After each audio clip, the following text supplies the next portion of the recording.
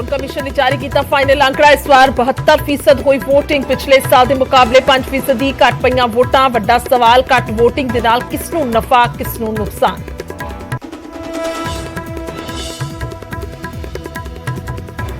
Hot seat गिदरबाहा दे विच सब तो वध 85% वोटिंग। तां अमृतसर पश्चिमी सीट ते सब तो घट 55% पईयां वोटां।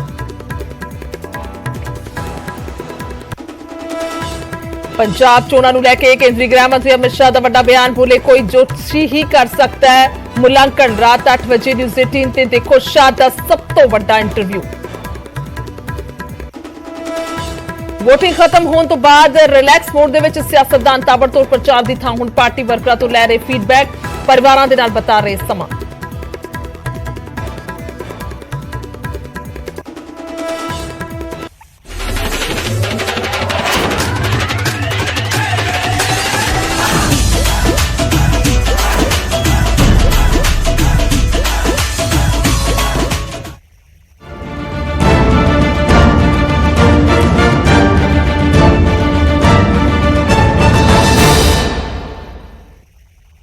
सत श्री अकाल। इस समय के बुलेटिन च बहुत बहुत स्वागत है। मैं तुहाडे नाल गुरजोत संधू। सो घट वोट पर किसनूं चोट है वड्डा सवाल है, क्योंकि पिछली बार के मुकाबले इस बार वोटां जिहड़ियां ने वो घट पईयां ने, यानी कि प्रतिशतता घट है। तो उस तो बाद हुण ये किसनूं नफा देवेगी तो किसनूं नुकसान है, वड्डा सवाल है। शुरुआत कर लेने चोण कमीशन के वल्लों जारी किए गए फाइनल आंकड़े तो।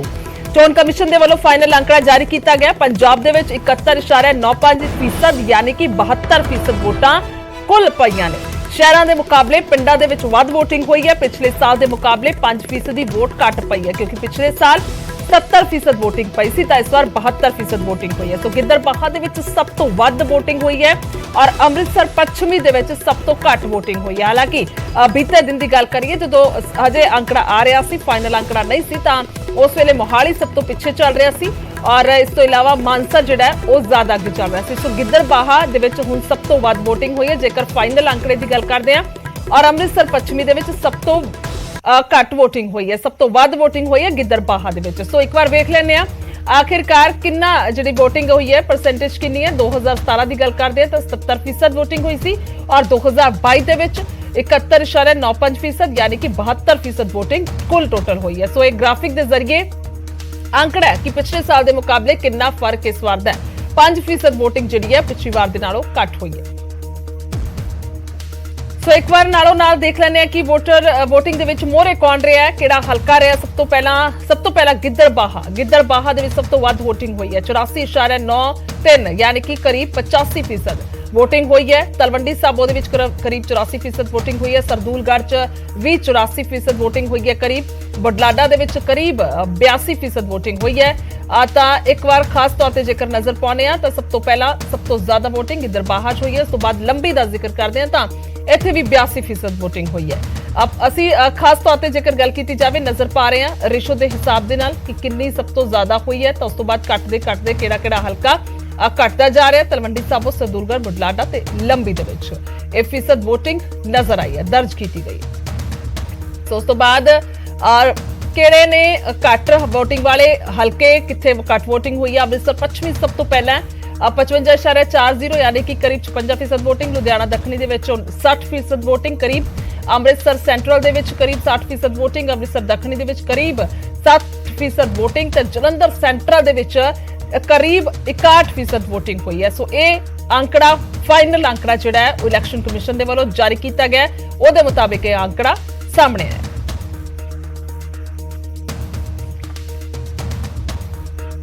लुधियाना पश्चिमी दे विच सब तो घट वोटिंग दर्ज की गई और वोटिंग तो बाद ईवीएम मशीनां नूं सख्त सुरक्षा के पहरे दे विच रखिया गया। मशीनां स्ट्रांग रूम च रखिया गई ने, जिन्हां दी सुरक्षा दे विच पुलिस और पैरामिलिटरी तैनात की गई है। 4 तस्वीरां तुहानूं विखा रहे पटियाला, मोगा, जलंधर ते रोपड़ दी, जिथे कि पूरी तरह दे नाल सख्त सुरक्षा का पैरा कर दिता गया, क्योंकि लॉक पूरी तरह दे नाल कर दिता जाता है और उत्थे सुरक्षा लगा दी जाती है ताकि कोई भी इन्हां मशीनां दे नाल छेड़छाड़ ना कर सके। ते मशीनां सीधे तौर पर हुण 10 मार्च नूं खुलणगियां, यानी कि जिस दिन गिनती होनी है तस्वीर वेले ये मशीनां उस वेले खुलणगियां और उस तो बाद काउंटिंग होवेगी। तो पटियाला, मोगा, जलंधर ते रोपड़ ये 4 तस्वीरां सुरक्षा का सख्त पैरा। तो उम्मीदवारों की किस्मत जिहड़ी मशीनां दे विच बंद हो चुकी है, जिन्हां दी गिनती ते नतीजा 10 ਤਰੀਕ ਨੂੰ ਆਵੇਗਾ। ਫਿਲਹਾਲ ਇਹ ਕਿਸਮਤ ਦੀਆਂ ਪੁੜੀਆਂ ਜਿਹੜੀਆਂ ਨੇ ਬੜੀਆਂ ਸੰਭਾਲ ਕੇ ਰੱਖੀਆਂ ਗਈਆਂ ਨੇ। ਫਰੀਦਕੋਟ ਦੇ ਵਿੱਚ ਅਸੀਂ ਮੌਜੂਦ ਹਾਂ। ਫਰੀਦਕੋਟ ਦਾ ਸਰਕਾਰੀ ਬਰਜਿੰਦਰਾ ਕਾਲਜ ਦੇ ਵਿੱਚ ਸਟਰੋਂਗ ਰੂਮ ਬਣਾਇਆ ਗਿਆ ਔਰ ਇੱਥੇ ਤੁਹਾਨੂੰ ਇਹ ਤਸਵੀਰਾਂ ਦਿਖਾ ਰਹੇ ਹਾਂ ਕਿ ਇਹ ਬਰਜਿੰਦਰਾ ਕਾਲਜ ਦੀ ਇਮਾਰਤ ਹੈ ਜਿੱਥੇ ਸਟਰੋਂਗ ਰੂਮ ਬਣਾਇਆ ਗਿਆ। ਸੁਰੱਖਿਆ ਬਲ ਤਾਇਨਾਤ ਕੀਤਾ ਗਿਆ ਹੈ ਤਾਂ ਕਿ ਕਿਸੇ ਕਿਸਮ ਦਾ ਇਹਨਾਂ ਮਸ਼ੀਨਾਂ ਦੀ ਸੁਰੱਖਿਆ ਦੇ ਵਿੱਚ ਕੋਈ ਕੁਤਾਹੀ ਨਾ ਹੋਵੇ। ਡਬਲ ਲੇਅਰ ਟ੍ਰਿਪਲ ਲੇਅਰ ਜਿਹੜੀ ਸਿਕਿਉਰਿਟੀ ਦੇ ਅਰੇਂਜਮੈਂਟ ਕੀਤੇ ਗਏ ਨੇ। BSF ਦੇ ਜਵਾਨ ਤਾਇਨਾਤ ਨੇ, ਪੰਜਾਬ ਪੁਲਿਸ ਦੇ ਜਿਹੜੇ ਜਵਾਨ ਤਾਇਨਾਤ ਨੇ। ਤਾਂ ਇੱਥੇ ਕਹਿ ਸਕਦੇ ਹਾਂ ਕਿ EVM ਮਸ਼ੀਨਾਂ ਜਿਹੜੀਆਂ ਨੇ ਰੱਖੀਆਂ ਗਈਆਂ ਨੇ ਜਿਨ੍ਹਾਂ ਦੇ ਵਿੱਚ ਉਮੀਦਵਾਰਾਂ ਦੀ ਕਿਸਮਤ ਹੈ ਜਿਹੜੀ ਉਹ ਬੰਦ ਹੋਈ ਆ। ਕਿਸ ਦੇ ਹਿੱਸੇ ਜਿੱਤ ਆਉਣੀ ਹੈ, ਕਿਸ ਦੇ ਹਿੱਸੇ ਹਾਰ ਆਉਣੀ ਆ, ਇਹਨਾਂ ਮਸ਼ੀਨਾਂ ਦੇ ਨਤੀਜੇ ਤੋਂ ਜਿਹੜਾ ਹੈਗਾ ਪਤਾ ਲੱਗਣਾ। ਸਾਡੇ ਨਾਲ ARO ਨੇ ਜਿਹੜੇ ਇੱਥੇ ਰਿਸਪੌਂਸਿਬਿਲਟੀ ਹੈ ਜਿਨ੍ਹਾਂ ਦੀ ਦੇਖ ਰਹੇ ਨੇ ਇਸ EVM ਨੂੰ ਲੈ ਕੇ ਜਿਹੜੀ ਜ਼ਿੰਮੇਵਾਰੀ ਦਿੱਤੀ ਗਈ ਹੈ। ARO ਰਤਨਜੋਤ। ARO ਸਾਹਿਬ, ਕਿਸ ਤਰ੍ਹਾਂ ਦੇ ਸਿਕਿਉਰਿਟੀ ਲੇਅਰ ਹੈ, ਕਿਸ ਤਰ੍ਹਾਂ ਅਰੇਂਜਮੈਂਟ ਨੇ ਔਰ ਜਿਹੜੀਆਂ ਇੱਥੇ ਮਸ਼ੀਨਾਂ ਪਈਆਂ ਨੇ ਉਹ ਕਿਹੜੇ ਵਿਧਾਨ ਸਭਾ ਹਲਕੇ ਦੀਆਂ ਰੱਖੀਆਂ ਗਈਆਂ ਨੇ?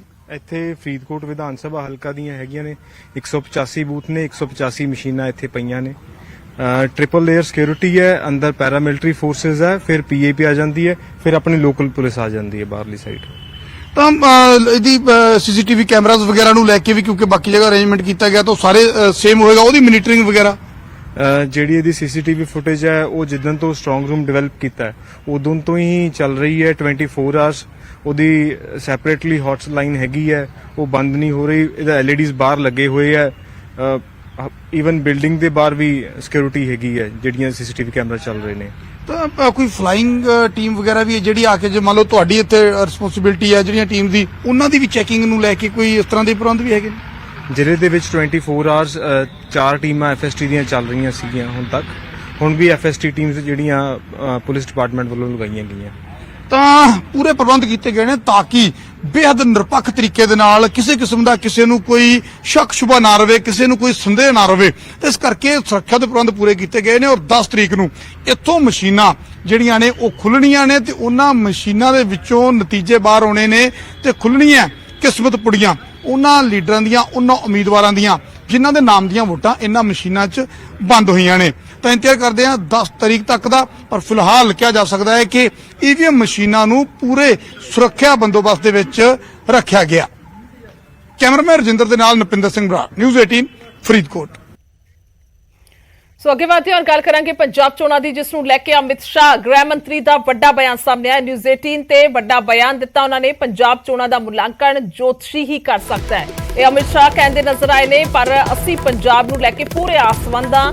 ਨੈਟਵਰਕ 18 ਦੇ ਐਡੀਟਰ ਇਨ ਚੀਫ ਰਾਹੁਲ ਜੋਸ਼ੀ ਦੇ ਨਾਲ ਖਾਸ ਗੱਲਬਾਤ ਦੇ ਵਿੱਚ ਅਮਿਤ ਸ਼ਾਹ ਨੇ ਬਿਆਨ ਦਿੱਤਾ। ਪੂਰਾ ਇੰਟਰਵਿਊ ਨਿਊਜ਼ 18 ਪੰਜਾਬ, ਹਰਿਆਣਾ, ਹਿਮਾਚਲ ਤੇ ਰਾਤ ਤੁਸੀਂ 8 ਵਜੇ ਦੇਖ ਸਕਦੇ ਹੋ ਔਰ ਉਸ ਦੇ ਵਿੱਚ ਵੱਡੇ ਹੋਰ ਬਿਆਨ ਕਈ ਦਿੱਤੇ ਗਏ ਨੇ। ਸੋ ਅਮਿਤ ਸ਼ਾਹ ਦੇ ਵੱਲੋਂ ਪੰਜਾਬ ਚੋਣਾਂ ਨੂੰ ਲੈ ਕੇ ਵੀ ਇਹ ਜ਼ਿਕਰ ਕੀਤਾ ਗਿਆ। ਉਹਨਾਂ ਦਾ ਕਹਿਣਾ ਹੈ ਕਿ ਜੋਤਸ਼ੀ ਹੀ ਜਿਹੜਾ ਕੋਈ ਇਸ ਦਾ ਮੁਲਾਂਕਣ ਕਰ ਸਕਦਾ ਹੈ। ਸੋ ਇੰਟਰਵਿਊ ਤੁਸੀਂ ਰਾਤ 8 ਵਜੇ ਦੇਖ ਸਕਦੇ ਹੋ ਔਰ ਉਸ ਦੇ ਵਿੱਚ ਕਾਫੀ ਅਹਿਮ ਗੱਲਬਾਤ ਜਿਹੜੀ ਹੈ ਅਮਿਤ ਸ਼ਾਹ ਦੇ ਵੱਲੋਂ ਕੀਤੀ ਗਈ ਹੈ ਕਿਉਂਕਿ ਗ੍ਰਹਿ ਮੰਤਰੀ ਵੀ ਨੇ ਦੇਸ਼ ਦੇ ਔਰ ਇਸ ਤੋਂ ਇਲਾਵਾ BJP ਦਾ ਵੱਡਾ ਚਿਹਰਾ ਵੀ ਨੇ। ਤਾਂ BJP ਦੇ ਵੱਲੋਂ ਹੁਣ ਅਹਿਮ ਜਿਹੜਾ ਹੈ ਉਹ ਇੱਥੇ ਰੋਲ ਅਦਾ ਕੀਤਾ ਗਿਆ। ਪਾਰਟੀ ਪੱਧਰ ਤੇ ਉਹਨਾਂ ਦੇ ਵੱਲੋਂ ਪੂਰਾ ਪ੍ਰਚਾਰ ਕੀਤਾ ਗਿਆ।